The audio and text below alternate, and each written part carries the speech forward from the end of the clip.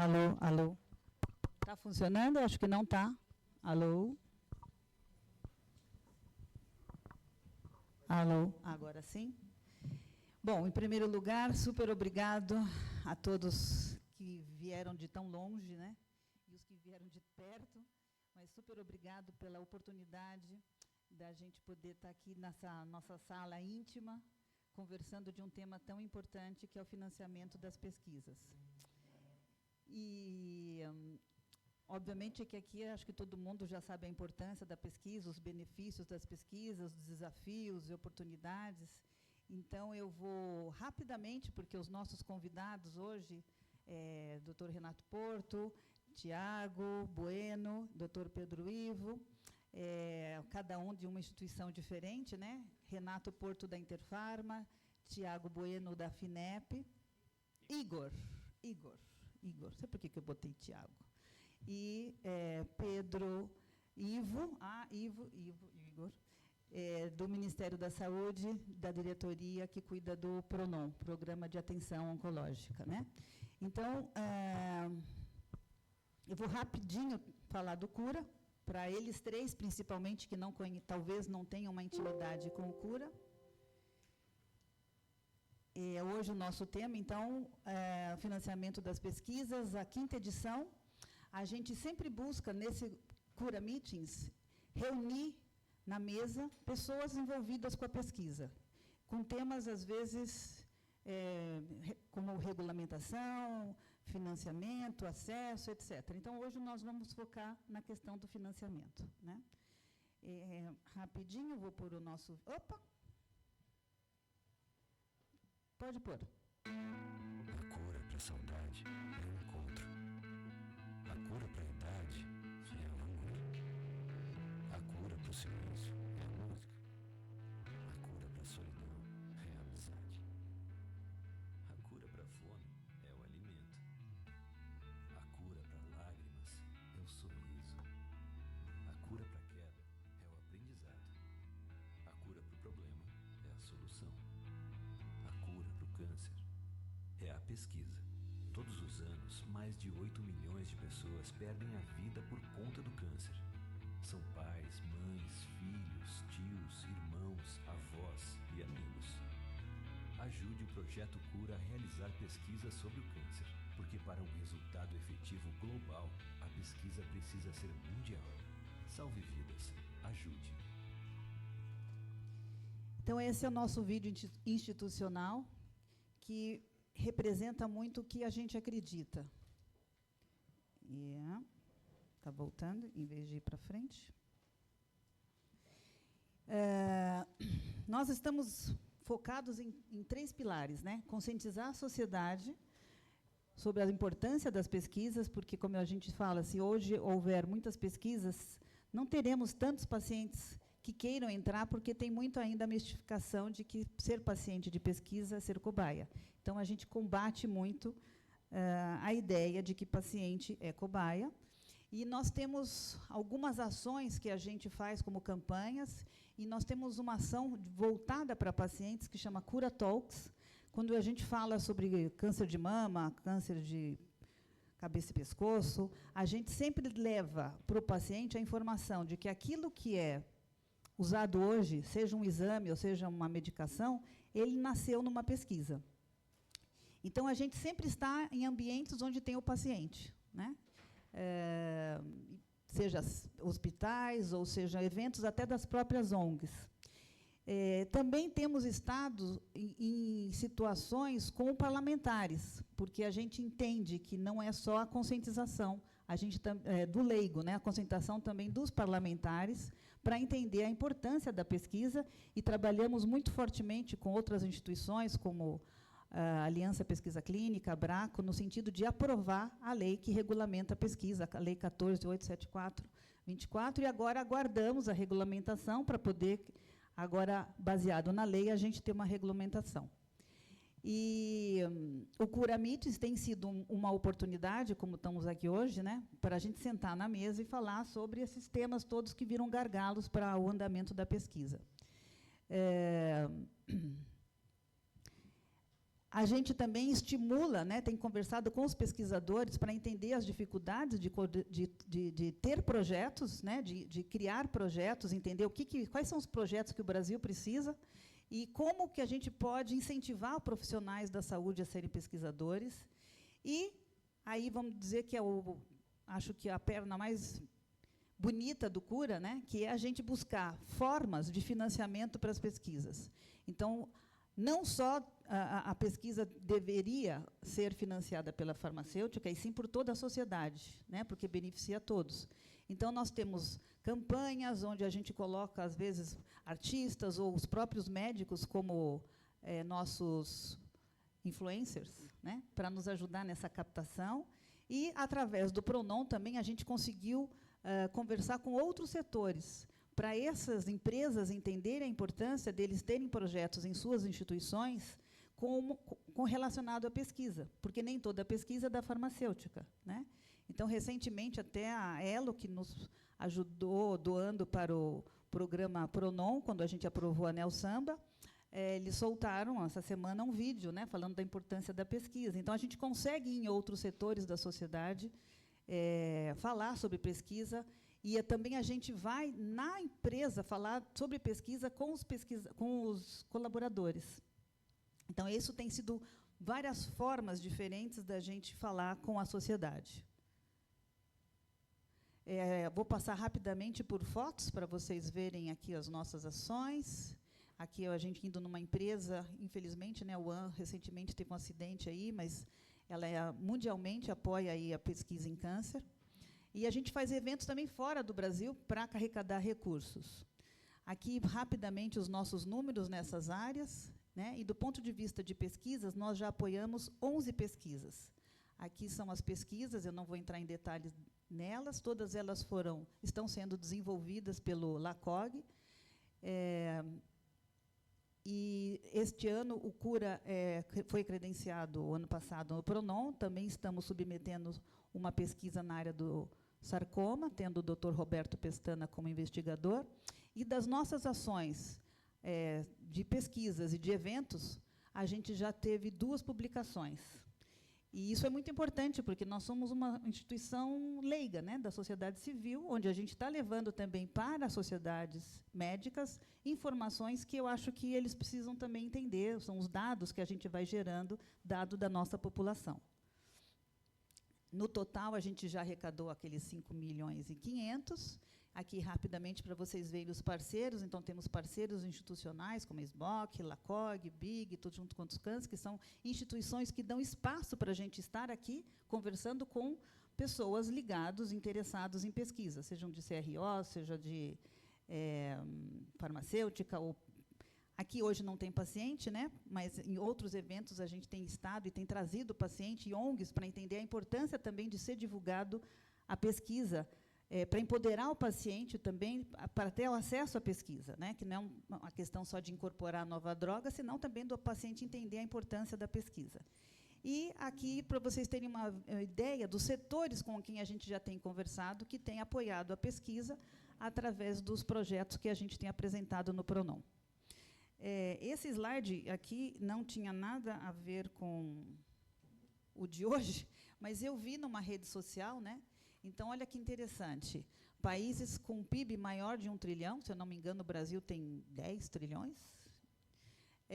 Países com mais de 2 milhões de quilômetro quadrado e países com mais de 100 milhões de habitantes. Quem fica no meio aqui? Né? Olha que interessante, olha que potencial que o Brasil tem para fazer muita coisa, inclusive pesquisa. Né? Então, não é muito lógico, não é muito justo os 2% que o Brasil tem participado em pesquisa, comparado com os dados que nós temos do mundo.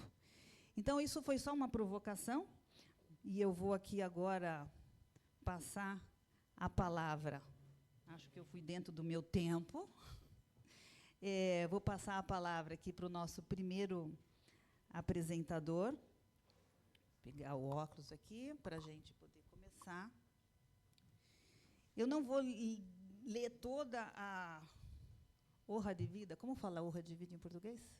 Currículo. de todos os palestrantes, mas vou agradecer, em primeiro lugar, Dr. Pedro Ivo Seba Ramalho, que é graduado em farmácia, mestre em biologia e doutor em pós-doutorado na Universidade de Coimbra, em Portugal, em ciências sociais. E tem atuado como pesquisador e como professor convidado de curso de pós-graduação e treinamentos. E hoje ocupa o cargo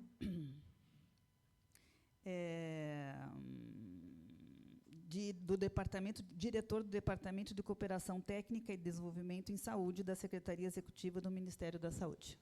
E vai contar para a gente um pouquinho do PRONON e como que o programa tem ajudado o Brasil a financiar pesquisas. Dr. Pedro, muito obrigado pela sua presença. Muito obrigado. Se quiser ficar em pé ou sentado, é a sua casa. Tá certo. Agradeço muito, Fernanda, o convite, né, e a oportunidade aqui para o Ministério da Saúde apresentar um pouco das suas iniciativas em relação a pesquisas em saúde, e a gente vai dar um foco também, né, como solicitado, no PRONON. Peço desculpas aí pela minha voz, que está hoje menos boa do que é usualmente. E aí o título que a gente foi instado aqui a falar é Investimento Público para o Desenvolvimento das Pesquisas Clínicas no Brasil, com foco no PRONON. Mas, como eu disse, vou fazer aqui um panorama inicial para mostrar um pouco das iniciativas do Ministério da Saúde relacionadas à pesquisa em geral, né, pesquisa em saúde em geral, e depois a gente fala um pouquinho mais sobre o PRONON, né. Então, e essa parte eu vou passar rápido, tá, Fernanda, como você também o fez há pouco, né, com alguns slides, porque esses slides, essa apresentação vai ficar disponível, né, para vocês, para quem quiser ter acesso aí aos dados, né, números, né, dados quantitativos, qualitativos também.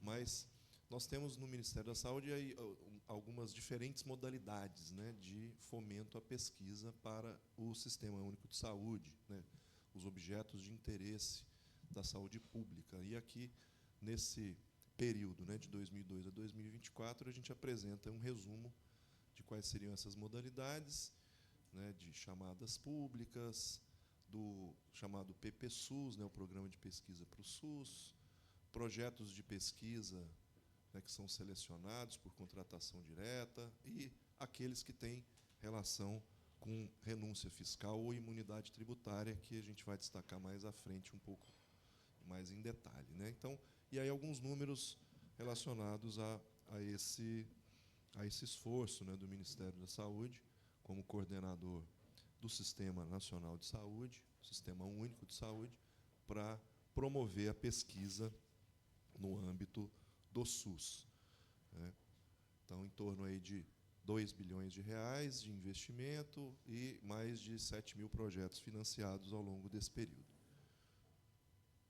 Aqui um pouco das principais entregas, né, que são esperadas e obtidas, né, pelo Ministério da Saúde em pesquisas relacionadas especificamente à saúde, pesquisa para o desenvolvimento em ciência, tecnologia e inovação, estratégias em pesquisa clínica, também algumas entregas relacionadas aí à síntese e tradução do conhecimento para a tomada de decisão no âmbito da gestão do SUS, produção e disseminação de evidências, fomento ao desenvolvimento de redes colaborativas. E a gente vai dar alguns exemplos aqui. Bom, falar um pouco também de uma iniciativa mais recente, inclusive, que tomou forma concreta, né, há menos de um mês, salvo engano. Eu faço parte desse comitê que foi instalado, né, no mês passado pelo Ministério da Saúde, que é o Comitê de Governança em Pesquisa, de Pesquisa em Saúde, e que tem, né, como finalidade estabelecer a governança das ações relacionadas ao fomento e à pesquisa em saúde no âmbito do Ministério da Saúde. É composto por todas as diferentes secretarias do Ministério da Saúde, e eu faço, então, a representação lá, pessoalmente, né, pela Secretaria Executiva, né, que é onde o departamento que eu atualmente dirijo se encontra.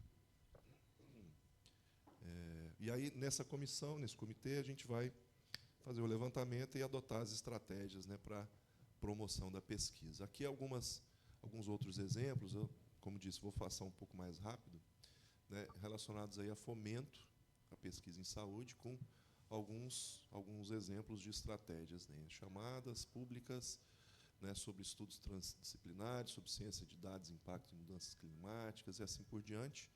Né, a gente vai chegando mais perto aí do nosso interesse mais específico, à medida que a gente vai avançando aqui. Outros exemplos, né, de temas que foram objetos aí de chamadas públicas, né, foram já 9 chamadas públicas na 8ª edição do PPSUS, um volume aí de 443 milhões de reais, e aí alguns exemplos de temas, né, que foram objeto dessas chamadas, que estão, inclusive, previstas ainda, se não foram realizadas, para 2024.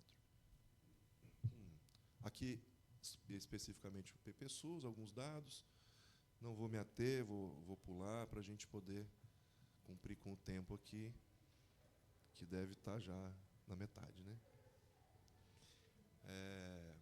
Ações de ciência e tecnologia, ações realizadas aí de 2017 a 2024, em contratações diretas, né? Então, contratações que o Ministério da Saúde fez para pesquisadores ou grupos, né, de pesquisadores para realização de pesquisas em saúde, com temas variados. O Ministério da Saúde, né, como todos aqui sabem, tem um mandato amplo aí de objetos, né, para, nesse caso aqui, realizar levantamentos, pesquisas e obter então os seus resultados para finalidades diversas, né, inclusive aquelas mesmo, como eu citei ali, de tomada de decisão, né. O programa Genomas Brasil, que também é uma importante iniciativa que nós temos recente aí no Ministério da Saúde, que tem já 4 chamadas públicas realizadas e relacionadas a terapias avançadas, com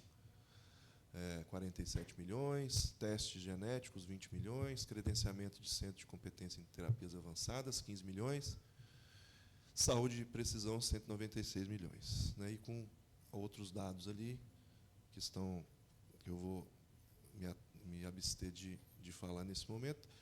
Por fim, aqui, para a gente passar para, né, para a encomenda de fato, né, e falar um pouco do programa, PRONON, a Rede Brasileira de Pesquisa Clínica, que o Ministério coordena e tem aí essas diferentes funções, né, ou estratégias de assessorar o Ministério com base em evidências para definição e implementação de ações estratégicas para o SUS, promover a articulação entre pesquisadores, especialistas, organizadores, instituições no âmbito da pesquisa clínica, apoiar a formação e capacitação em pesquisa clínica, apoiar a qualificação técnica e infraestrutura de centros e disseminar boas práticas.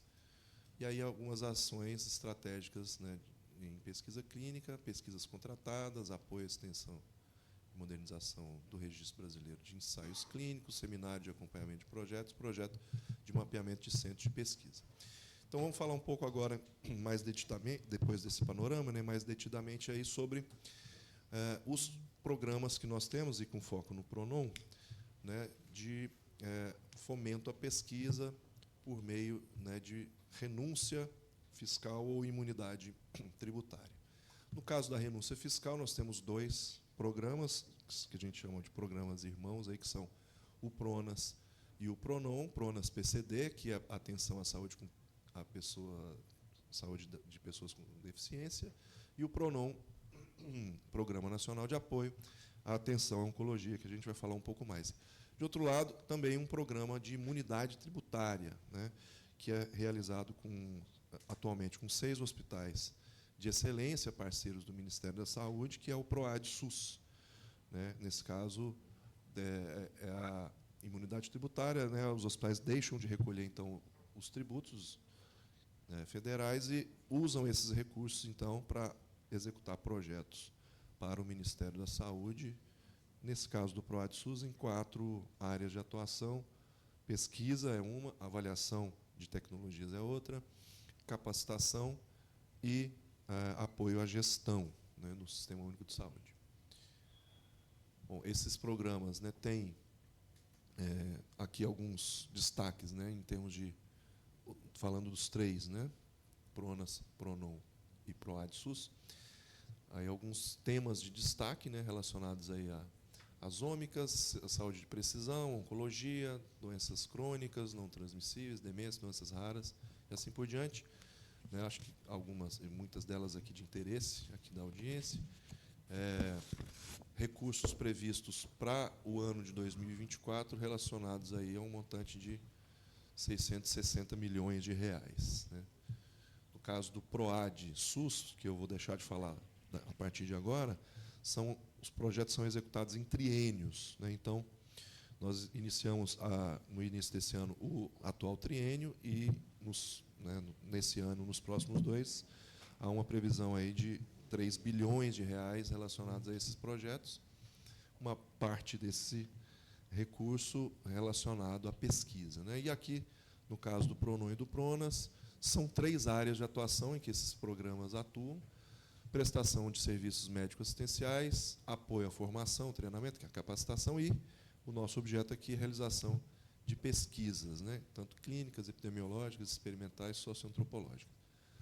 Não vou me ater aqui à linha do tempo, mas são programas relativamente recentes, né, tem pouco mais de 10 anos, e exigem, do ponto de vista legislativo, no Congresso Nacional e também por meio da sanção presidencial, a renovação dos seus prazos. Então, esse já é uma questão, né, que é importante de ser superada para o futuro, para a gente ter esses programas Pronon e Pronas, PCD, como programas permanentes. Né.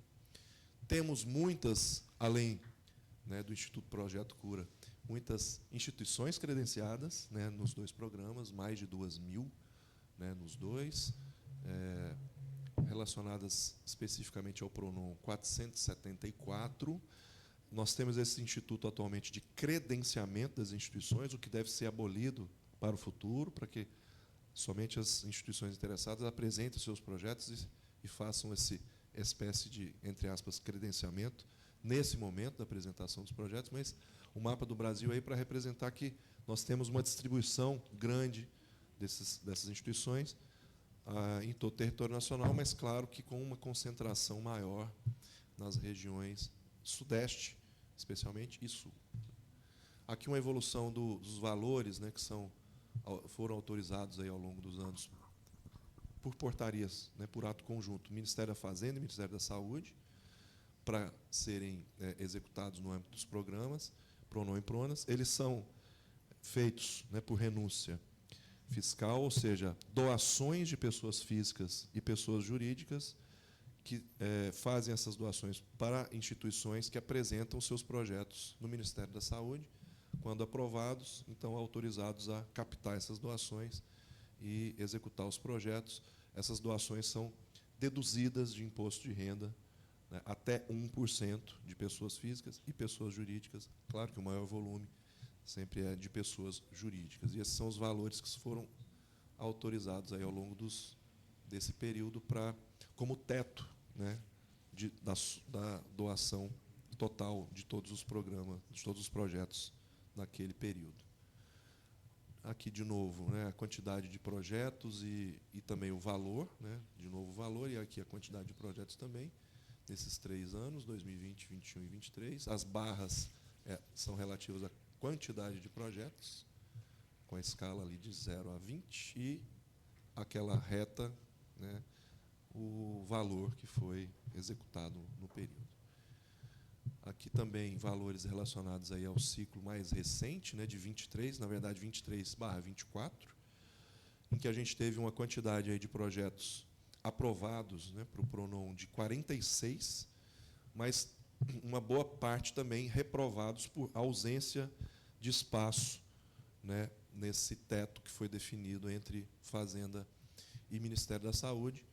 Já adianto aqui que, como eu disse há pouco, antes da apresentação, que o Ministério da Saúde tem feito um esforço junto ao Ministério da Fazenda para elevar esse teto, né, e do ano passado para cá, o pedido foi que a gente dobrasse, né, o valor que era de, ou é, né, de 320 milhões para ambos os programas, Pronon e Pronas, e a gente pediu para que fosse além, mais que dobrar, de 700 milhões. Então, aqui essas bolas são, né, esses círculos são para representar aí a quantidade, né, ou o volume relacionado, né, aos orçamentos dos projetos que foram apresentados, mas frente ao limite, né, que é o que eu chamei aqui de teto, de 185 milhões para o Pronon, né, resultou numa quantidade de recursos ali de 176 milhões para projetos aprovados. Alguns temas aqui que têm sido contemplados, né, também não vou me ater, vou pular, para passar aqui para o encerramento, que eu já sei que extrapolei o meu tempo, né, mas registrando aqui, né, que os eixos de pesquisa no Pronon envolvem não só a pesquisa clínica, mas também pesquisa experimental, epidemiológica e socioantropológica. Então, dada aí também a necessidade que a gente possa ampliar essa possibilidade de uso de recursos, de doações de pessoas físicas e jurídicas, para ampliar também o foco, né, nas pesquisas clínicas relacionadas, né, ao programa. De novo, aqui algumas áreas prioritárias do Pronon, né, e que envolvem aí alguns, né, dos interesses, né, mais específicos aqui desse evento. Para finalizar, né, alguns avanços na pesquisa oncológica que têm sido feitos, e aí não exclusivamente no âmbito do Pronon, mas em outras iniciativas também do Ministério da Saúde, terapia com células CAR-T, modelagem preditiva, desenvolvimento de imunoterapia, avaliação de custo-efetividade e inovação diagnóstica para diagnóstico do câncer. E algumas estratégias que a gente tem perseguido para fortalecer o programa e os resultados, né, para as pessoas, para a saúde pública e para a gestão do SUS, né. O engajamento, aí, oportunidades de parcerias, né, também com o setor privado, que ainda não existem, mas que a gente acha que são possíveis e desejáveis de ter, a colaboração acadêmica, né, com centros de pesquisa, universidades, envolvimento da sociedade civil, projetos de inovação que a gente tem para fortalecimento do próprio programa, da gestão, etc., e o papel do Pronon como financiamento e cooperação com instituições públicas e privadas.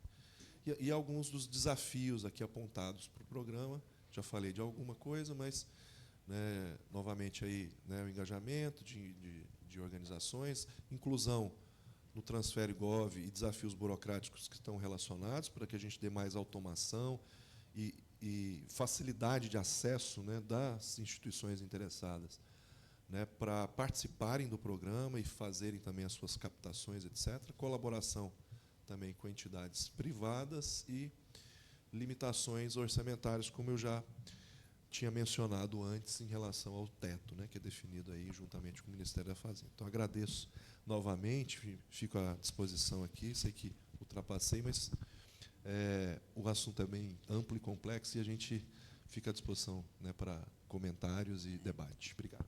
Muito obrigada.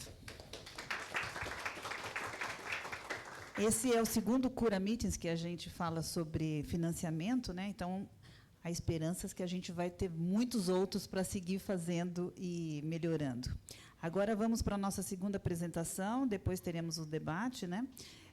Agora a segunda apresentação será com o Dr. Renato Porto, advogado, especialista em vigilância sanitária e em direito processual civil.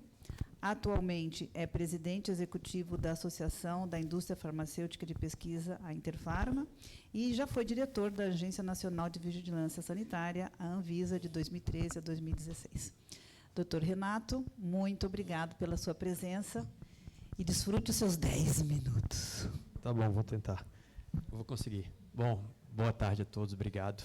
Obrigado, Fernanda, pelo convite. É sempre um prazer falar de um assunto tão instigante e que, de fato, provoca a gente. Eu vejo amigos, Pedro, de um longo tempo, de Anvisa, Dr. Fábio, que sempre me acompanha em vários eventos de pesquisa clínica, Igor, que já foi para Baio comigo, a maior feira de biológicos do mundo, para falar, de fato, de pesquisa clínica.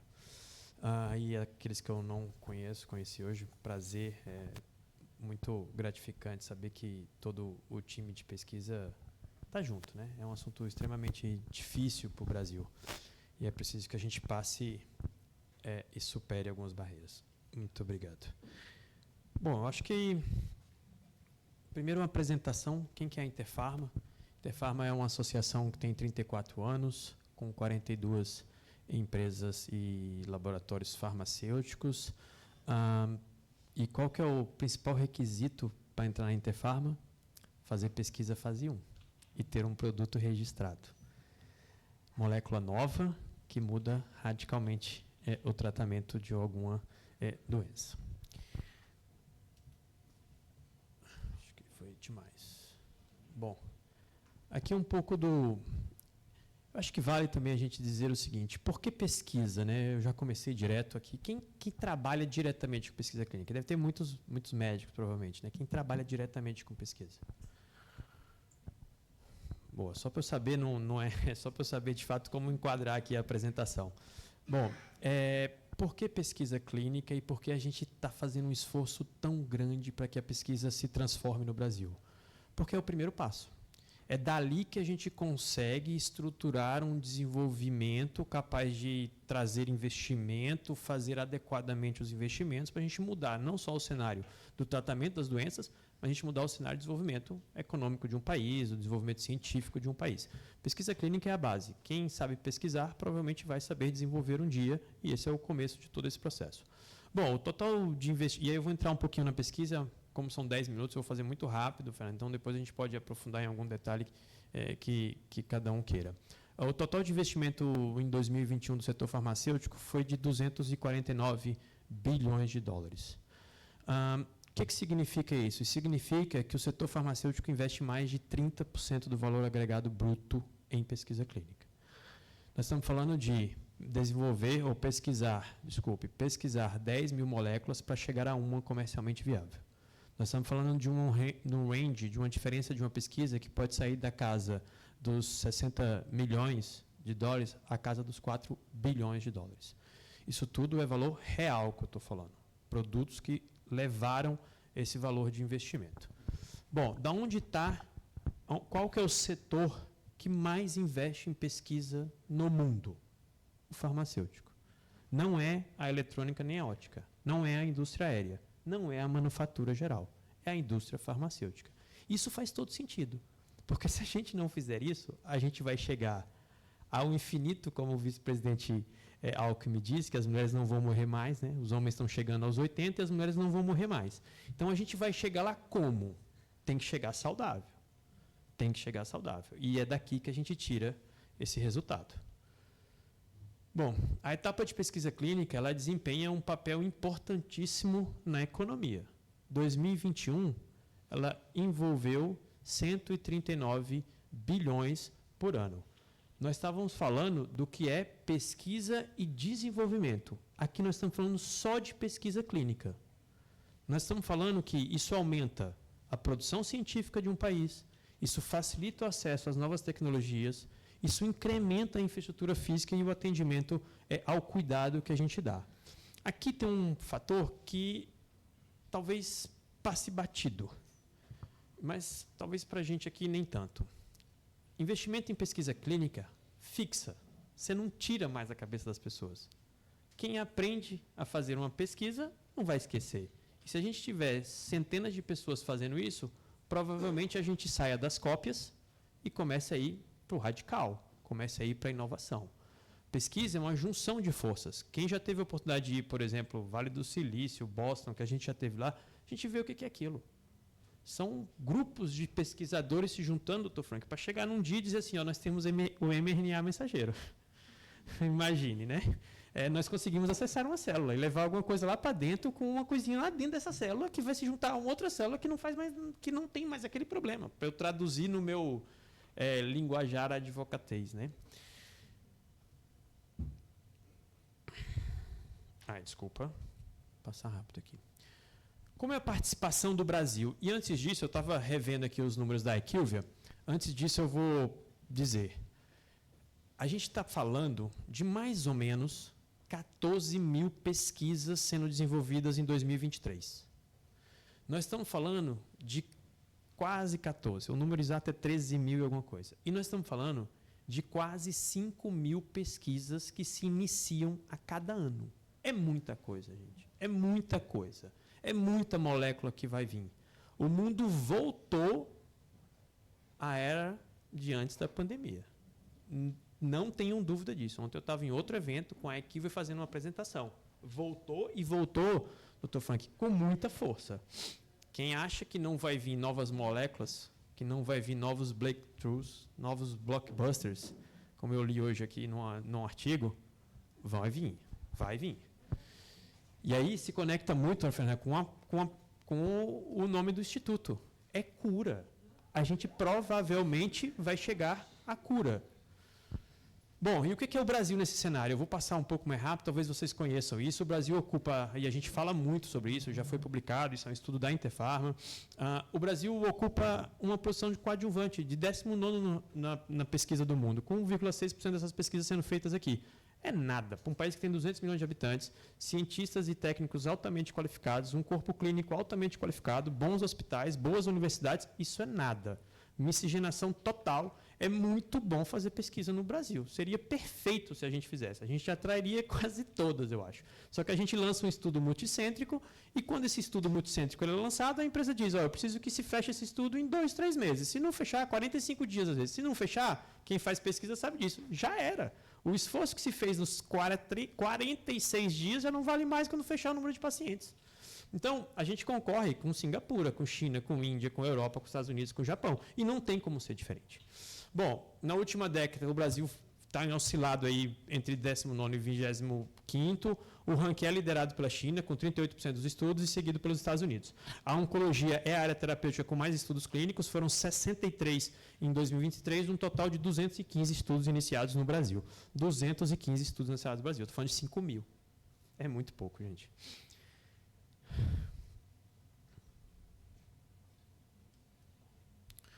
Bom, isso é só o número, né? A relação entre os outros países é triste. A gente vê aí países que são menores, países que têm um PIB menor e que estão na frente do Brasil. Países que têm desenvolvimento, óbvio, não tem jeito. 3.400 estudos. Esse número é de 2023, eu já vi 2023. Eu acho que 24 vai passar de 5 mil. Bom, número de estudos no Brasil, o que é Interpharma? 161 estudos, que não são nossas associadas, 61. Aqui é um dado interessante, são as fases dos estudos, para quem trabalha com estudos, a gente fez questão de trazer.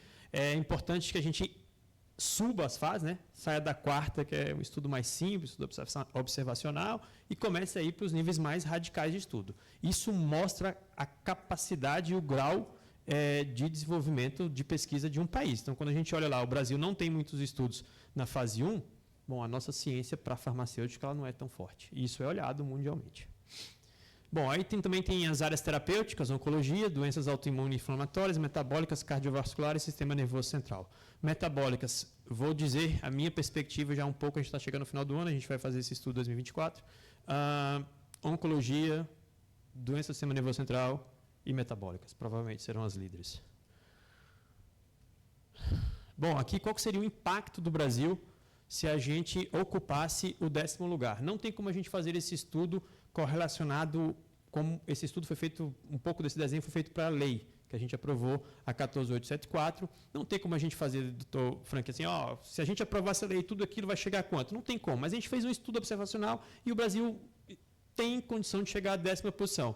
O que seria a 10ª posição? Que isso impactaria, como isso impactaria o Brasil? A gente sairia de uma posição de 1,6% dos estudos para 4%, a gente traria um benefício para 55 mil pacientes, a gente teria um investimento direto por ano de 3 bilhões de reais, isso é um investimento bem cauteloso.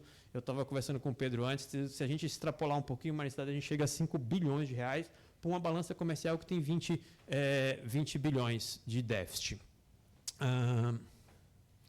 5 bilhões na atividade econômica por ano e 48 mil profissionais científicos envolvidos. Isso é muito importante.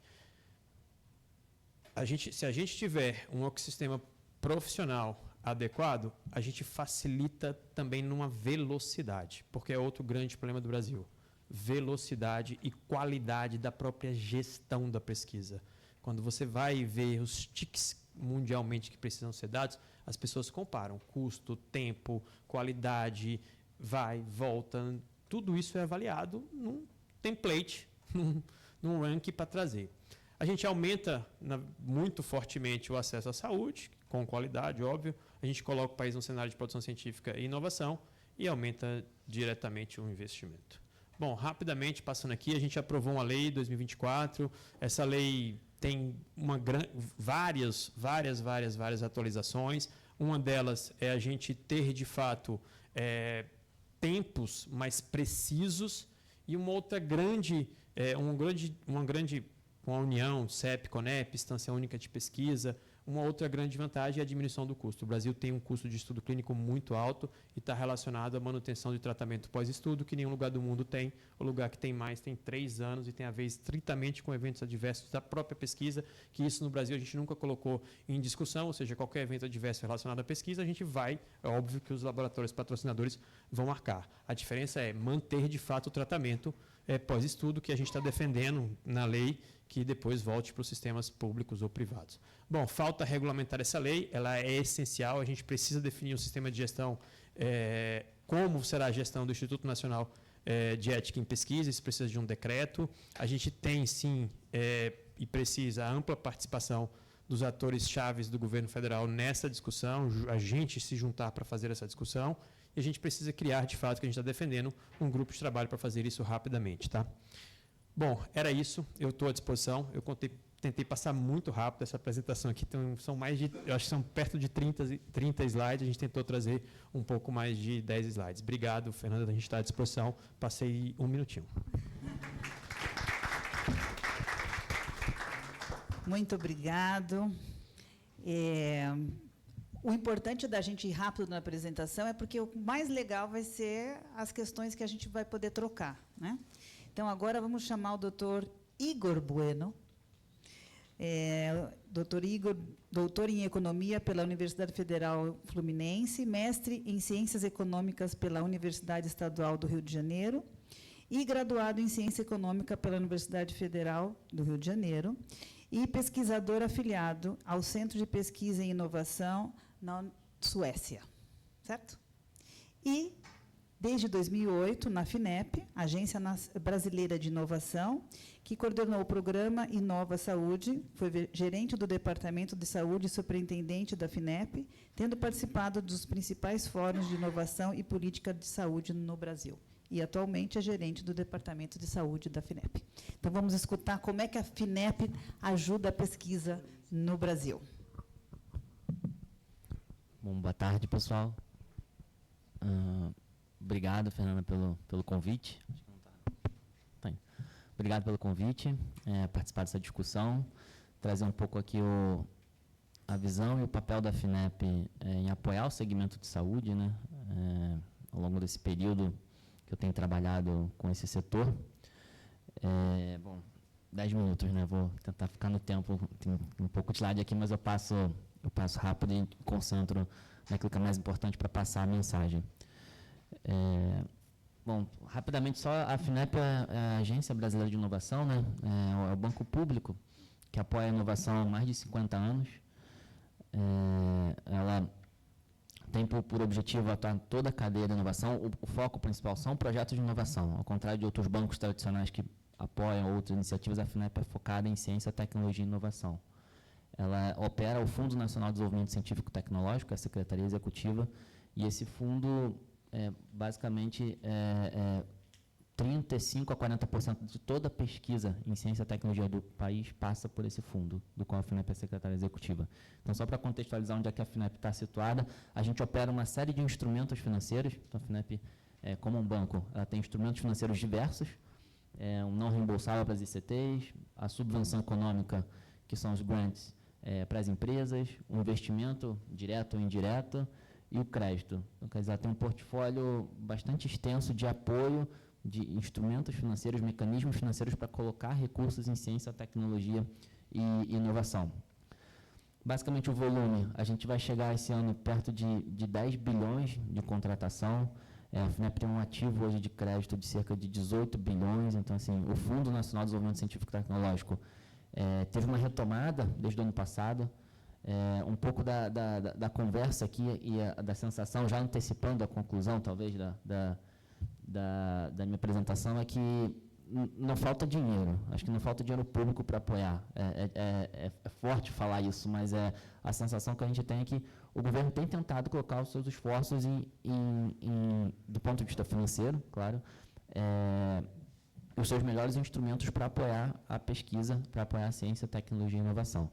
Agora, do outro lado, a gente tem uma série de outros problemas: coordenação, foco, o que apoiar, projetos estruturantes, que é uma outra discussão, mas os instrumentos financeiros, quando o Fundo Nacional de Desenvolvimento Científico e Tecnológico ele não é mais contingenciado, a gente consegue ter previsibilidade, a gente consegue ter continuidade, que são duas palavras fundamentais quando a gente fala de pesquisa, quando a gente fala de ciência. Então, eu acho que não contingenciar o fundo, a FINEP ter o seu fundo todo para operar, acho que é fundamental para a pesquisa mesmo, de fato. E aí, alguns efeitos só. Bom, esse recurso da FINEP, a gente coloca, o que acontece com esse recurso, né? É importante gerar emprego, a gente foca muito em pessoal dedicado a P&D, pedido de patente. Então, é um estudo feito pela Unicamp para mostrar qual o resultado desse recurso que a FINEP opera, o quanto de adicionalidade na economia, no sistema de inovação, ele é capaz de gerar. Então, isso é um outro ponto importante. Passando aqui só no contexto internacional que a gente vive, né, emergência climática, cadeia de valor, mudança geopolítica, digitalização. Voltamos a falar de política industrial, né? Então a FINEP está inserida em todo esse contexto de política industrial, coisas que o país desenvolvidos, as economias mais dinâmicas nunca pararam de falar, né? Então, assim, a gente volta a falar de economia, de política industrial, de política ativa. A Nova Indústria Brasil é a política do qual a FINEP é um braço que opera, né, focada nas missões, nas políticas orientadas a missões, com uma série de ministérios, agências se articularam para colocar essa política de pé e operando. É isso que a FINEP fez principalmente ao longo desse ano de 2023, que eu vou mostrar alguns resultados. As missões que foram definidas, um montante de recursos bastante expressivo, que eu falei, os recursos estão sendo colocados. Isso é uma sensação que eu tenho como gestor, né? Que o recurso está chegando na ponta, está chegando nas empresas. Agora, como isso vai virar, acho que demanda um pouco mais de tempo e, enfim, faz parte do nosso debate aqui. Então, uma série de chamadas públicas foram anunciadas pela FINEP, diversos setores, e aí, nessas chamadas de subvenção econômica, principalmente, o projeto de perfil estruturante, operações em fluxo contínuo, existe uma articulação institucional considerável para a gente tentar colocar as instituições científicas e tecnológicas, né, o mais articuladas possível, trabalhando em rede.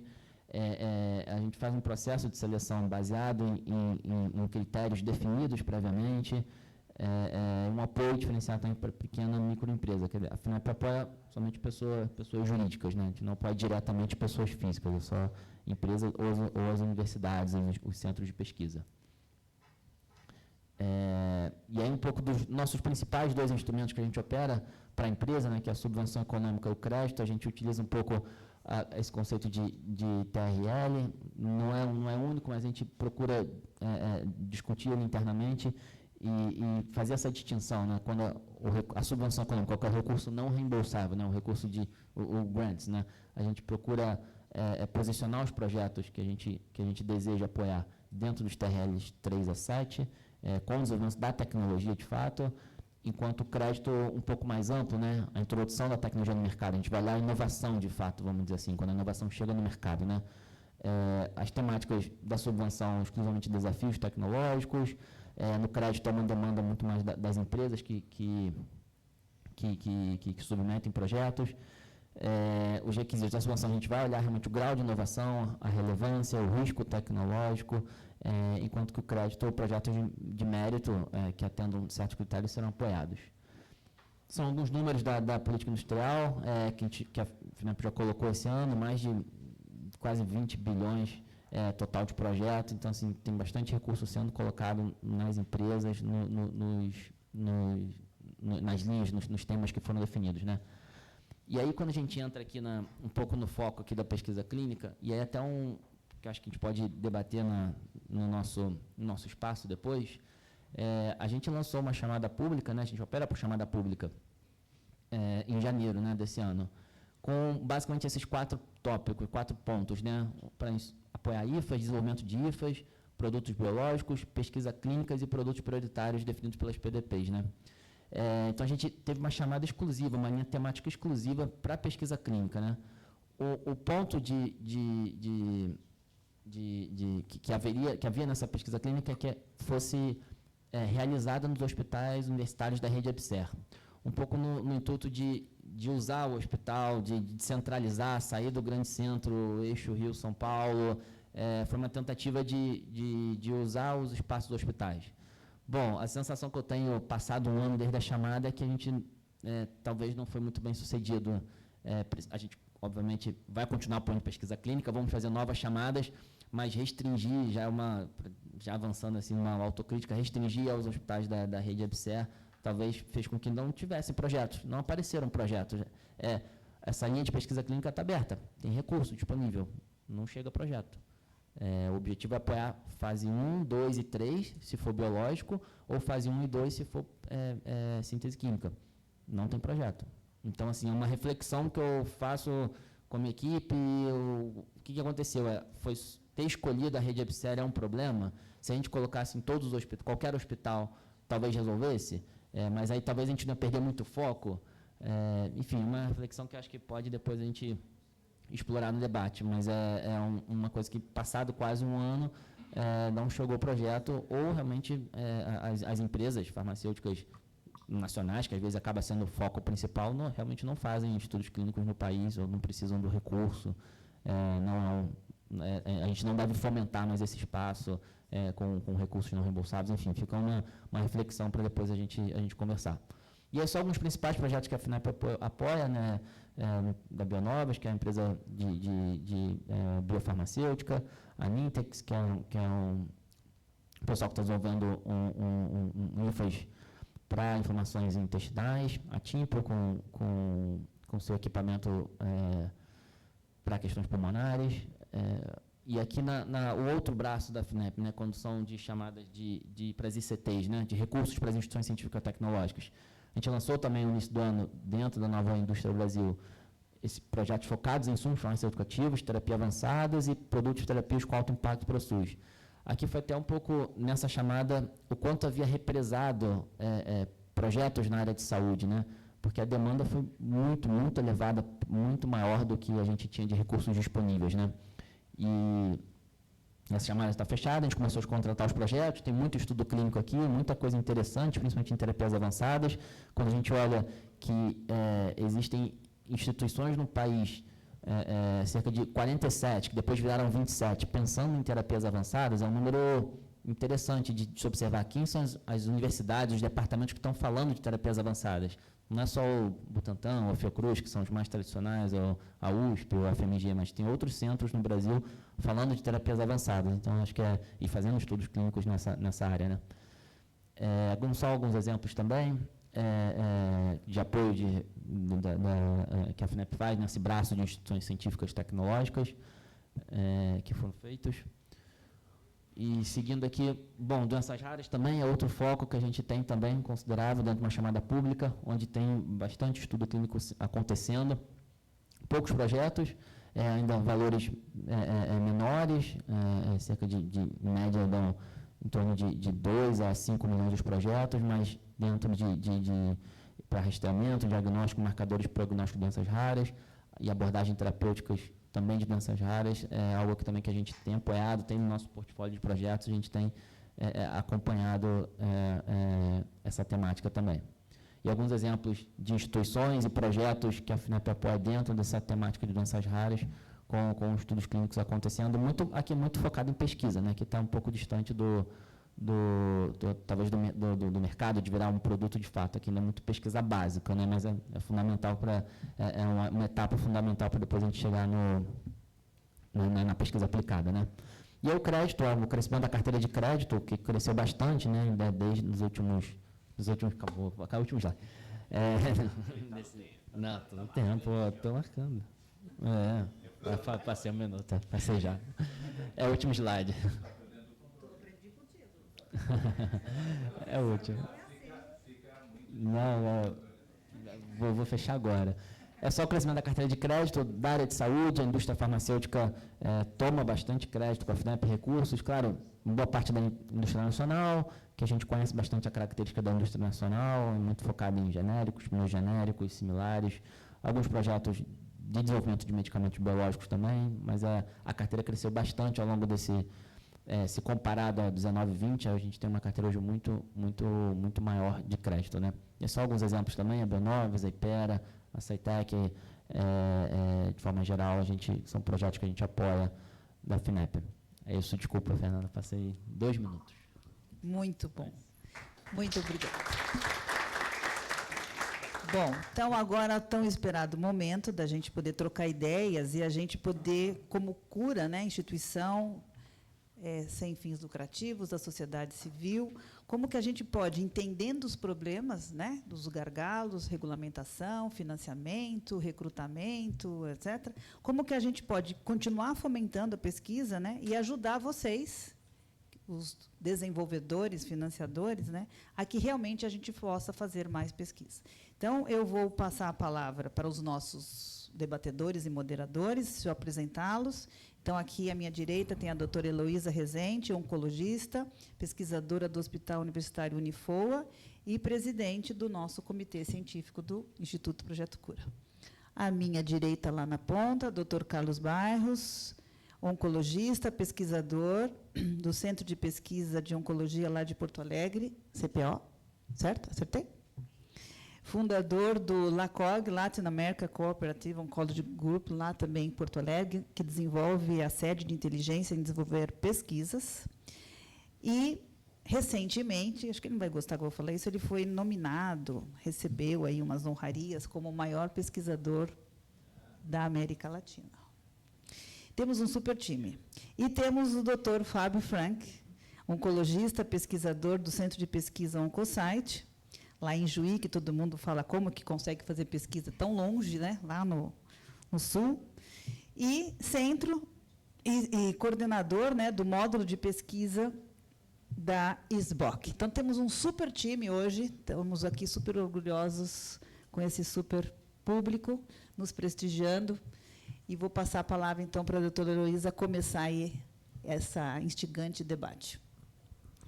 Boa tarde a todos, pessoal. Obrigada, Fernanda. Acho que o meu papel aqui é só iniciar, né, fazer o pontapé inicial, porque já vi que o doutor Barros fez ali uma anotação extensa, né? Mas como dito pela nossa presidente, o Cura vem com essa necessidade, né, apontada pela sociedade, de buscar mais engajamento em pesquisa e, dentro disso, buscar financiamento.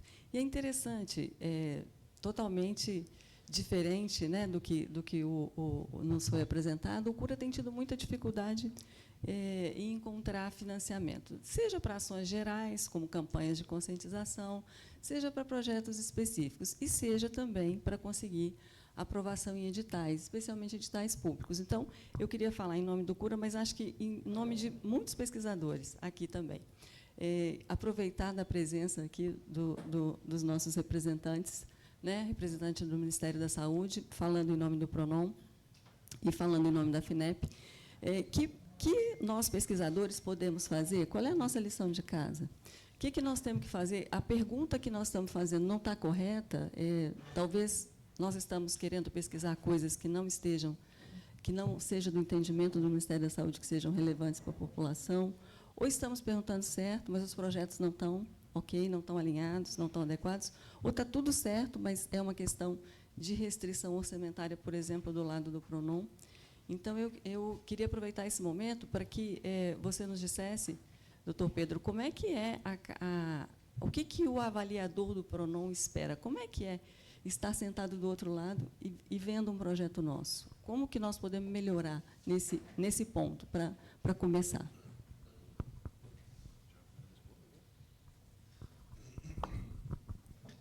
Bom, vamos lá. Eu agradeço, né, a pergunta. e o espaço aqui para a gente poder debater, eu não tenho uma resposta, digamos, pronta, né, para essa pergunta, e talvez não atenda aí a expectativa, mas vou fazer aqui algumas ponderações, né. Um dos aspectos eu já chamei a atenção durante a minha apresentação, né. A gente tem um volume de projetos apresentados ao programa, especificamente Pronom, que supera a capacidade de atendimento, né, que o programa tem para serem aprovados e executados, tendo em vista que nós, na legislação, temos a previsão de um teto, né, a ser definido anualmente, juntamente pelo Ministério da Saúde e Fazenda, e esse teto, né, de valor de doações aos projetos, ele tem sido menor do que a soma dos orçamentos dos projetos apresentados. Então, esse é um primeiro constrangimento, né, uma primeira barreira que nós temos, inclusive, como eu disse, apontado para o próprio Ministério da Fazenda a necessidade de superar, de aumentar, né, esse espaço financeiro aí de doações de pessoas físicas e jurídicas.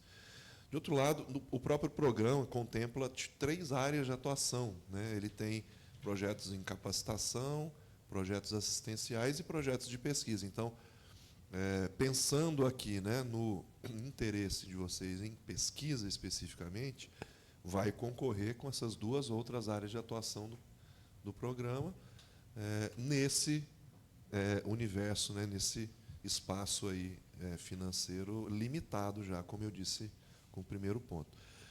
Terceiro lugar, para me ater aqui, né, alguns principais pontos, a gente recebe, muitas vezes, projetos que não atendem, né, à expectativa do Ministério da Saúde. Vou falar em 2 aspectos. Primeiro, o Ministério da Saúde define anualmente, quando faz as suas chamadas, né, publica por meio de portaria atualmente, para, né, recebimento de projetos, define ali algumas linhas prioritárias, né, de atuação, e que recebem ali pontuações, etc., na análise dessas propostas de projetos, né. Então, isso pode não estar, digamos, em acordo com as expectativas, né, como você disse, Heloísa, dos pesquisadores, né, que têm demandado as suas propostas ao programa. De outro lado, a gente tem um problema em alguns casos, ou em vários casos, apontados aí pelas diferentes áreas, né, do Ministério da Saúde que analisam os projetos, de qualidade das propostas, né. Então, é claro que, no caso dos 2, fazendo uma comparação, né, entre Pronom de oncologia e Pronas PCD de pessoas com deficiência, os projetos do Pronom que nós temos recebido têm uma qualidade superior, né, em termos da sua elaboração, etc., aos do Pronas PCD, que tem entidades que participam do programa, mas com menos capacidade técnica, né? As que estão credenciadas e propondo e executando projetos no Pronom têm uma capacidade técnica maior. Mas, mesmo nesse caso, em muitas análises de projetos, a gente tem projetos que, mesmo após as diligências, etc., né, não tem a sua aprovação por conta de, né, questões de qualidade ali da formulação do projeto, em vários aspectos, né? Inclusive na questão orçamentária, de demonstração e justificação ali, né, da sua necessidade de financiamento. Então, são vários fatores, eu parei por aqui, né? Poderia dizer alguns outros, mas, fechando, né, a resposta, acho que a gente tem algumas oportunidades aí grandes, né, para melhorar esse ambiente e fazer com que a gente tenha cada vez mais uma capacidade de execução de projetos dessa natureza, entre outros, né, mas falando especificamente de pesquisa e por interesse aqui, pesquisas em oncologia. Mas uma dessas oportunidades é a gente qualificar mais as instituições e, ao mesmo tempo, divulgar mais o programa e as formas de acesso, né, ao programa, o que inclui também captação de doações, né, para os projetos, porque uma fase é de conhecer o programa, conseguir cumprir prazos, etc. A outra é de elaborar projetos de qualidade. Agora, quando são aprovados, também exigem a busca de recursos, né, a captação com os doadores de pessoas físicas e jurídicas, que também, em alguns casos, é uma espécie de barreira aí para as instituições, porque não só a concorrência entre elas, né, mas também a necessidade de sensibilizar e de tornar esses doadores, né, frequentes doadores aí para os projetos desse programa. Obrigado, Fernanda. Obrigado, Luísa. Um prazer estar aqui com todos vocês. Eu vou tentar ser bem geral em relação a isso e não entrar em coisas específicas e transmitir começar transmitindo uma dificuldade que eu acho que não é só minha, uma dificuldade geral, provavelmente de muitas das pessoas que estão aqui, e reflete o que eu sinto em outros meios quando a gente discute isto. E é uma dificuldade que eu acho que tem que ser compartilhada tanto pelo poder público quanto pelos investigadores, a comunidade científica, as pessoas que estão começando a fazer investigação clínica, que é enfrentar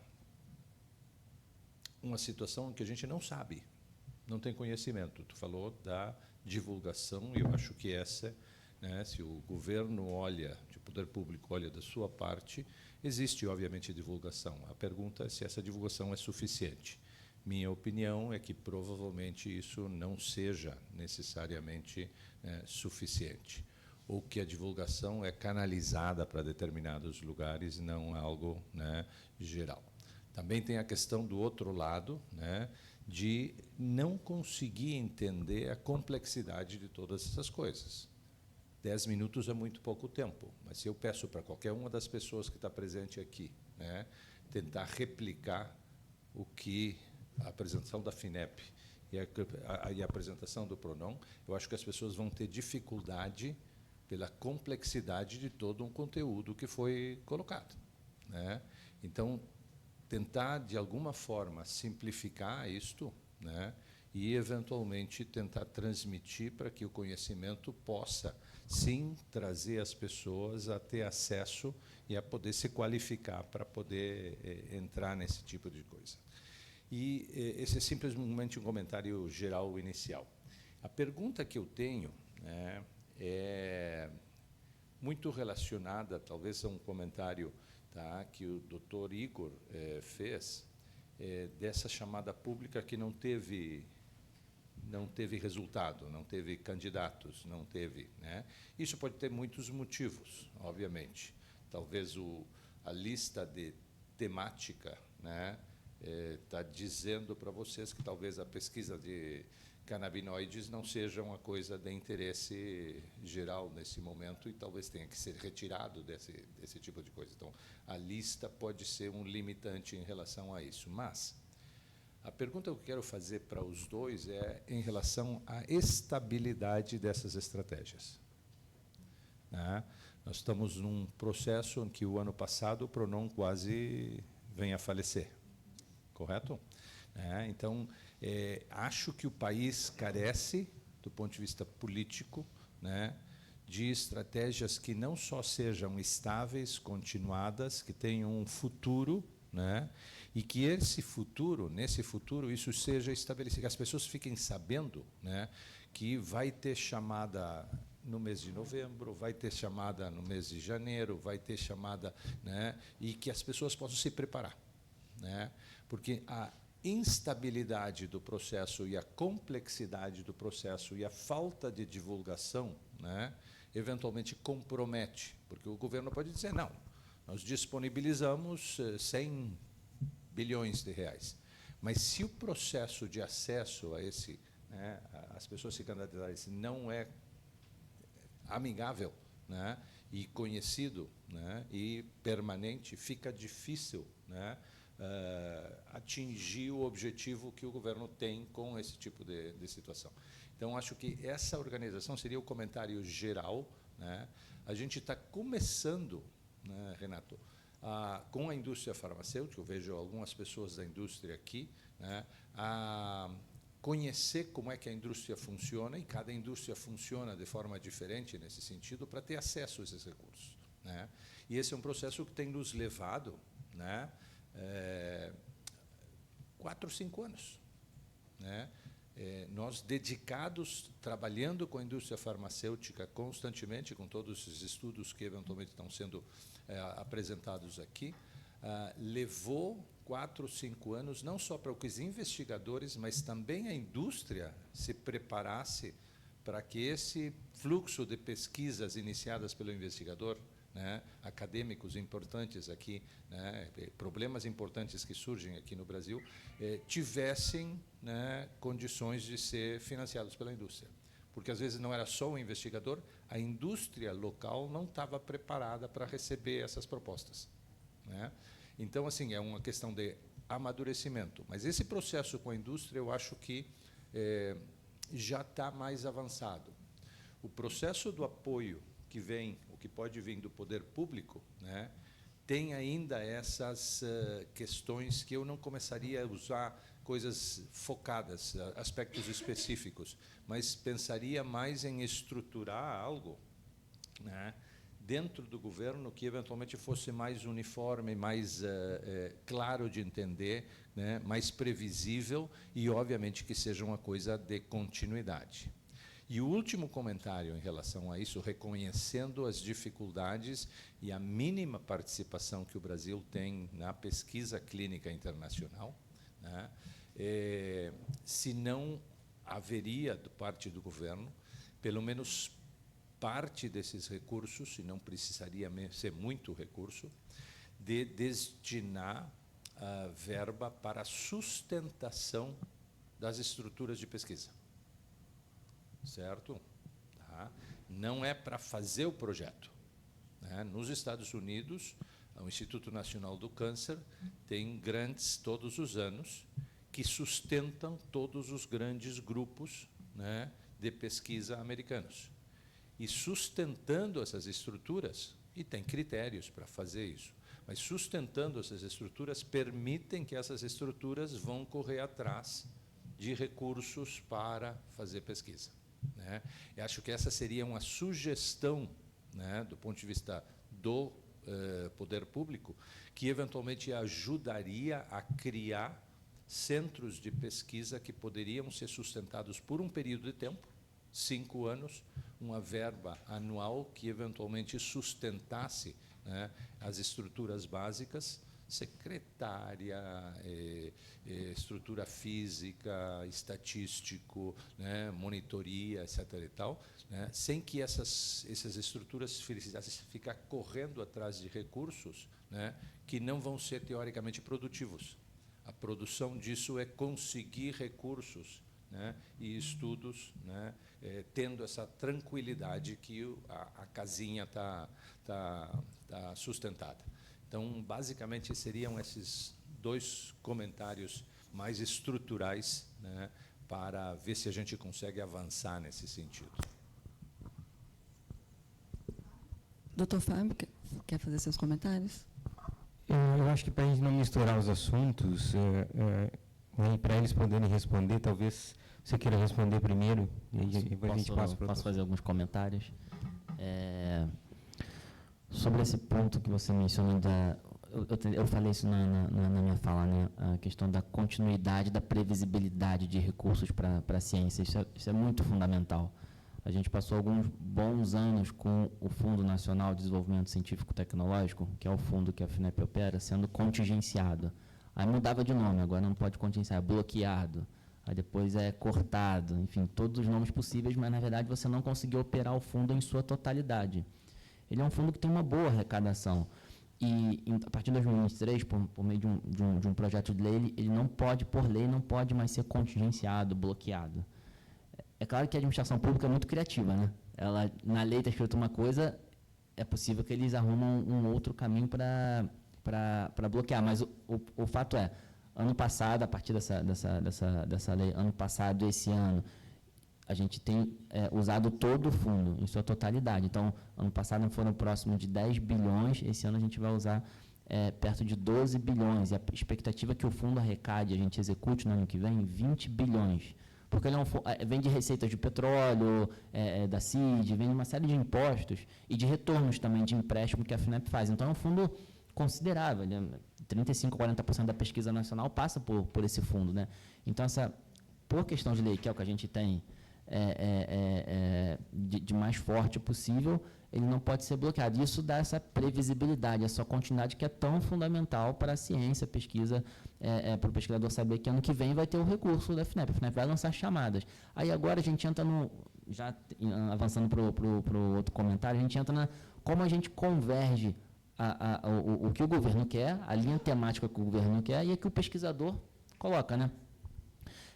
Então, acho que esse é o desafio. É um pouco isso que a minha provocação também aqui no sentido o que o governo, no aspecto da FINEP, é claro, que chamadas públicas que a gente deve colocar, que projetos estruturantes de país a gente deve apoiar, quais são as áreas de interesse. A gente sabe que, obviamente, a oncologia é o maior interesse, mas sistema nervoso central é o maior interesse. Então, pesquisas clínicas nessas áreas são as principais, a gente vai ter demanda, porque quando a gente lançou nossa chamada, um pouco que eu trouxe aqui também, o represamento que a gente identificou na saúde foi enorme. A chamada era de 250 milhões. Vieram 2,5 bi de projeto, 204 projetos.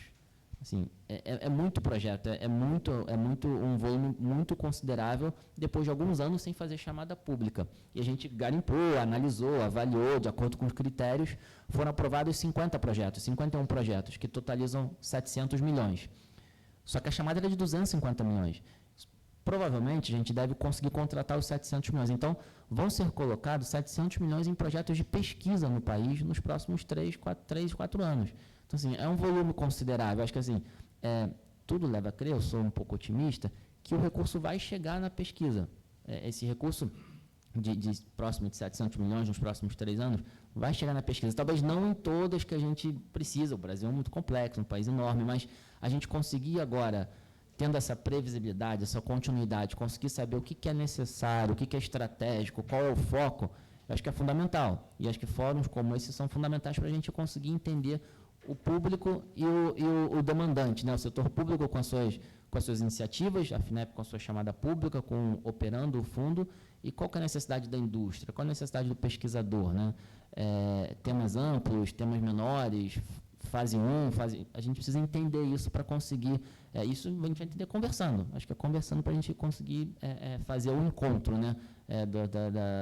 Do que a FINEP vai apoiar e da demanda das instituições, das empresas, né? Acho que esse é um pouco o desafio, a partir que a gente tem essa previsibilidade, continuidade do recurso estável, né? A estabilidade do recurso para apoiar a pesquisa, né? Acho que é isso. Eu acho que eu posso fazer meus comentários agora. Uma boa tarde a todos. Eu gosto muito de trabalhar com números. Fernanda, quanto tempo existe o Cura? Bom, depende, mas com CNPJ, 5, mas de existência atuando 10.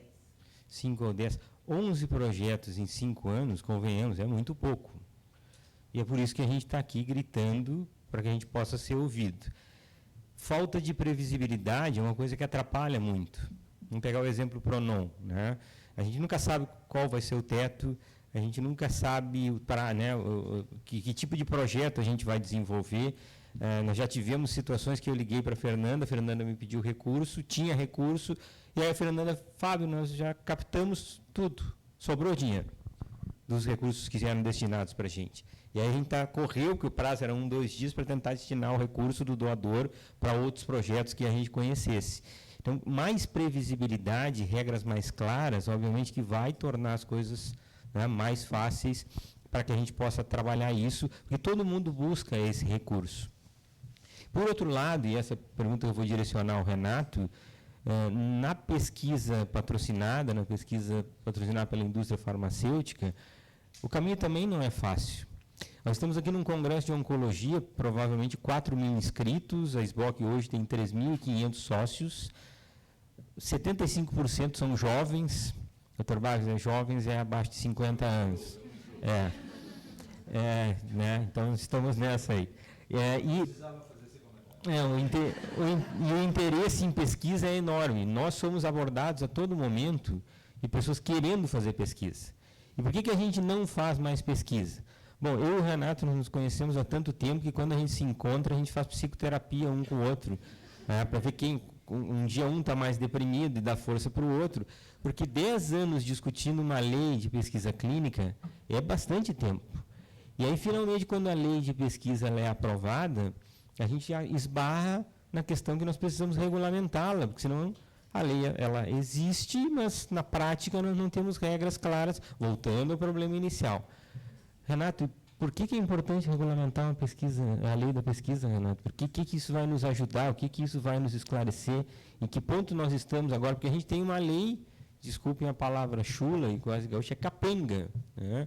A lei ela é claudicante, ela não funciona porque falta a regulamentação. E a gente está tão perto de a gente poder liberar o Brasil e tem muitos representantes aqui de indústria farmacêutica, para estudos fase 2, estudos fase 1, que nós estamos recebendo propostas, mas quando a gente tem que vender o Brasil, né, para os times internacionais de pesquisa, eu confesso a vocês que a conversa vai bem. Quando a gente chega no acesso pós-estudo, eu finjo que o meu celular está tocando, né, saio de fininho, porque a gente não consegue explicar, porque as regras ainda não estão claras.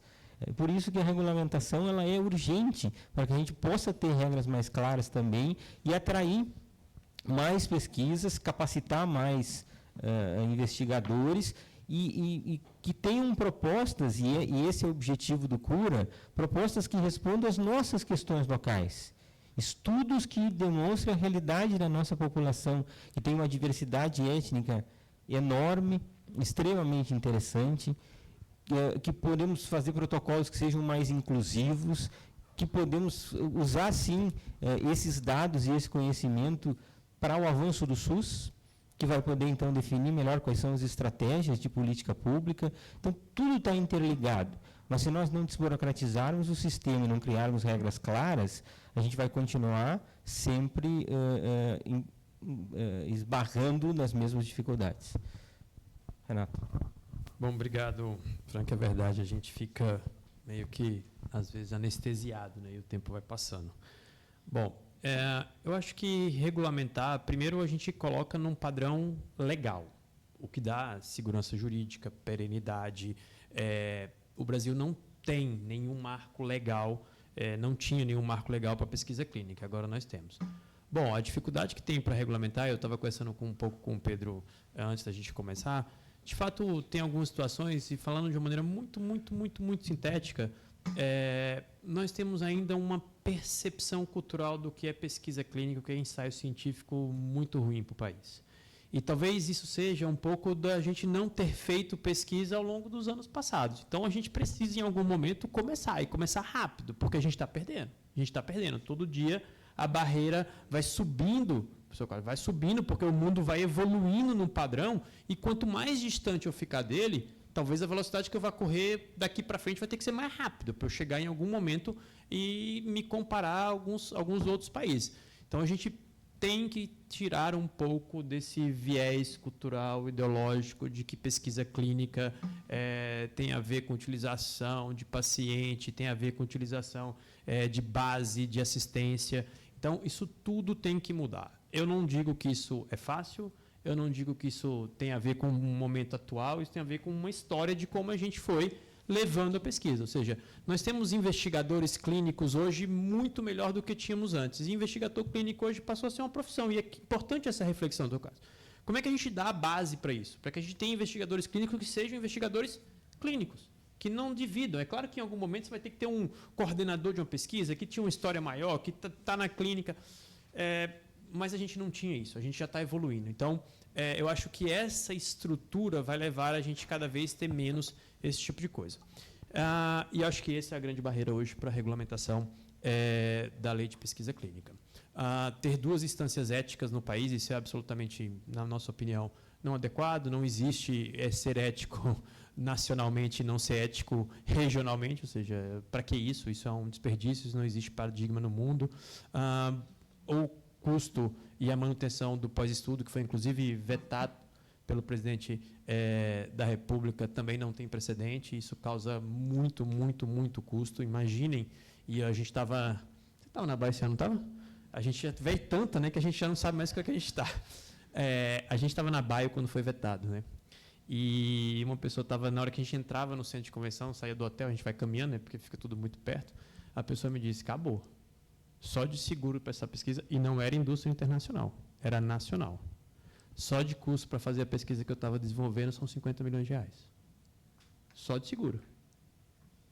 Porque se der certo, tem que bancar o resto tudo.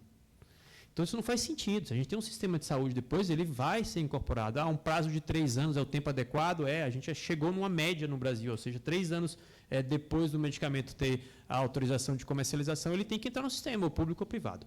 Bom, e o último comentário que eu vou fazer, para também não gastar muito tempo, porque eu mesmo tenho muita pressa hoje, o último comentário é que a gente tenta fazer uma coisa no Brasil, e eu tenho muito tempo disso, gente, muito tempo. Foi uma das minhas primeiras pautas que eu peguei na Anvisa, tive a oportunidade de revisar todo o regulamento, e aí legal a gente comparar, não tem a regulamentação da lei, e a Anvisa já terminou a consulta pública, e vai publicar uma norma RDC já adequando a lei.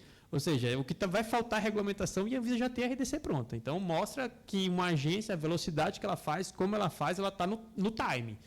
E aí, o que eu ia dizer a gente tem que fazer, e eu tenho certeza disso, mas no momento que a gente está, talvez eu tenha que ter mais cuidado com a gente induzir especificamente uma linha de pesquisa. Ou seja, a pesquisa ela brota. E eu vou fazer uma comparação de uma conversa também que tive com um pesquisador na Baio. E um dos mais premiados do mundo. A pesquisa é mais ou menos igual ao esporte, ele me dizia. E aí a gente conversando, um pesquisador renomado, e eu dizia, mas vamos conversar um pouquinho, com um copo de Starbucks na mão, andando pela Baio. E ele dizia, sabe por quê? Porque talvez alguém queira fazer futebol, o outro queira fazer basquete, o outro queira correr, o outro queira qualquer coisa. E eu tenho que ter um estímulo para deixar as maiores opções na mesa, para que a hora que alguém vier com habilidade suficiente para percorrer essa trajetória do esporte, que ele chegue na medalha. Isso é um ambiente e um ecossistema de pesquisa potente. Eu sei que não dá para fazer tudo, não dá para a gente se comparar aos Estados Unidos, a outros países, mas assim, se a gente filtrar demais, talvez eu esteja exigindo que uma pessoa seja um triatleta quando a máquina dele está sendo feita para ser um jogador de xadrez. E o xadrez é tão importante quanto um triatleta. Então, a gente tem que tomar um pouco desse cuidado na hora que a gente induz pesquisa, na hora que a gente define linhas de pesquisa, na hora que a gente diz, eu lembrei quando o Dr. Carlos Barros falou que assim, talvez o canabidiol não seja. Não, pode ser o contrário, então a gente está aqui usando só como um exemplo. Talvez a gente vá colocar muita força no lugar onde eu não tenho uma estrutura pronta para isso. Talvez nós vamos fazer... E o Brasil já tem essa história, eu vou parar por aqui, que já está com 6 minutos. A gente tem histórias disso. A gente tem histórias de que a gente desenvolve, vai por uma linha, e quando esse produto está pronto, já tem uma tecnologia que está 6 vezes na frente, 10 vezes mais barato, muito mais eficiente clinicamente. Então, isso é difícil de fazer, não é simples, eu estou simplificando demais um processo, mas a gente precisa pensar nisso no momento em que a gente faz essa pré-seleção. Obrigado. E queria comentar aqui 2 coisas. O Dr. Fábio falou sobre a questão da previsibilidade, o Dr. Barros também, né, da captação, e pelo pouco ou muito tempo da existência do Cura, eu percebi hoje que a sociedade fora do universo médico, né, já entendeu a importância da pesquisa, e hoje, quando a gente tem um projeto para captar via edital público, né, via Pronon, não é difícil, como deu o exemplo do Dr. Fábio. Ou seja, hoje, o projeto que a gente já tem gente batendo na porta e a gente já pode hoje dizer que temos mais do que a gente precisa. né? Então, assim, como a previsibilidade é importante, porque aí a gente consegue fazer bons projetos com mais tempo para a gente poder fazer essa relação, projeto, captação e execução, né? E outra coisa que eu também estou muito feliz de estar aqui na mesa e falar do Cura, pela ponte que o Cura está sendo. Nós fizemos uma parceria recentemente com a CONAMP, que é do Ministério Público, né? E, como Ministério Público, eles não fazem pesquisa, não entendem, são juízes. Então, o Cura tem dado informações importantes para eles entenderem o que eles precisam defender na área da pesquisa. E uma das coisas que eu tenho conversado com o Ministério Público é a regulamentação. Porque a gente lutou tanto pela lei, porque a nossa Constituição é baseada em lei, e não tinha uma lei, tinha normativa, resolução, agora tem lei. Mas sem a gente ter a regulamentação, está perdido, né, a luta. Mas, então, é importante escutar de vocês e vocês nos enviarem, né, essas informações dessa dificuldade, né, de seguir com o processo pela falta da regulamentação, porque aí sim nós temos a parceria com o Ministério Público para eles nos ajudarem aí a falar com quem tem que falar, né? Por que a gente está demorando tanto para regulamentar essa lei? Bom, vamos abrir para as perguntas. Alguém gostaria de fazer algum comentário? Uma pergunta? Acho que ainda temos tempo para algumas perguntas. Não? Ninguém? Bom, então deixa eu aproveitar um pouquinho. Eu acho. As pessoas estão tímidas, né, doutor Marcos? Não querem fazer pergunta porque estão tímidas. Muito bem. Olha, a sua estratégia funcionou, tá vendo? Vou levar aí para você. Acho que tem mais microfone aí. Não, deixa que eu levo. Tem mais aí. Boa tarde, obrigado pela oportunidade. Eu sou oncologista clínico, Alisson, né, sou jovem oncologista e eu tenho uma paixão muito grande pela pesquisa e eu achei interessante a discussão e também saber quais são os projetos que o Cura tem, né, já que é uma instituição que já tem mais de 5 anos, eu me formei há pouco tempo, tem 6 anos, Barretos. Lá é um hospital que desenvolve muitos projetos, e a minha cidade natal é Natal, Rio Grande do Norte, e lá também nós tínhamos a Liga contra o Câncer, que tem mais de 70 estudos clínicos em andamento, grande maioria é indústria, patrocinado, mas uma área que eu mais me identifico é com estudos de iniciativa do investigador. Então, nós temos atualmente um escritório de projetos forte que tenta desenhar estudos localmente para resolver questões internas, tipo, atualmente, hipofracionamento de câncer de colo de útero, né, estudos com minimização, diminuição de intensidade de quimioterapias, né. Então, eu queria saber do projeto Cura, quais são as iniciativas e os projetos. E também eu acho interessante a colaboração interinstitucional. Em Barretos fizemos estudos com instituições públicas e privadas, e eu acredito que a conexão desses institutos, como o colega falou, vamos fazer para a rede EBSER, acho que a gente teria que pensar não só a rede EBSER, mas filantrópicos, mas eu penso também nos privados. Eu acredito que existam muito mais instituições privadas no Brasil que trabalham em oncologia e querem fazer pesquisa, e não só uma instituição de um porte grande, mas ela é muito unipolar. Se você não estiver ali dentro, você não vai ter acesso ao recurso, por exemplo. Então, eu queria deixar essas questões. Bom, Alisson, obrigado pela sua contribuição. Eu queria pegar uma coisa que você falou, que é a importância da parceria. Então, o Cura trabalha muito em parceria. Então, o maior parceiro do Cura é o LACOG e outros parceiros são os grupos do LACOG. E nós temos feito alguns projetos, o Cura é executado alguns projetos com a orientação, a supervisão e a parceria do LACOG, mas muito no sentido de fazer o diagnóstico das dificuldades da pesquisa. Então, um exemplo foi o Cura Meeting do ano passado, que foi em junho em São Paulo, em que nós fizemos uma reunião semelhante a essa, mas que havia 16 representantes de vários setores de investigação e financiamento, em que nós, então, levantamos que problemas existiriam. E disso nós escrevemos um paper que já foi publicado. Isso começa a gerar, e tem aqui alguns, eu tenho a alegria de dizer aqui que o Dr. Barros foi o nosso mentor nesse trabalho. Temos o Roberto, que foi também um coautor. Mas disso começam a existir documentos que deixam legitimada as dificuldades que os investigadores que querem fazer estudo de iniciativa do investigador, principalmente, enfrentam. Porque toda essa conversa é também voltada para financiamento de estudos acadêmicos.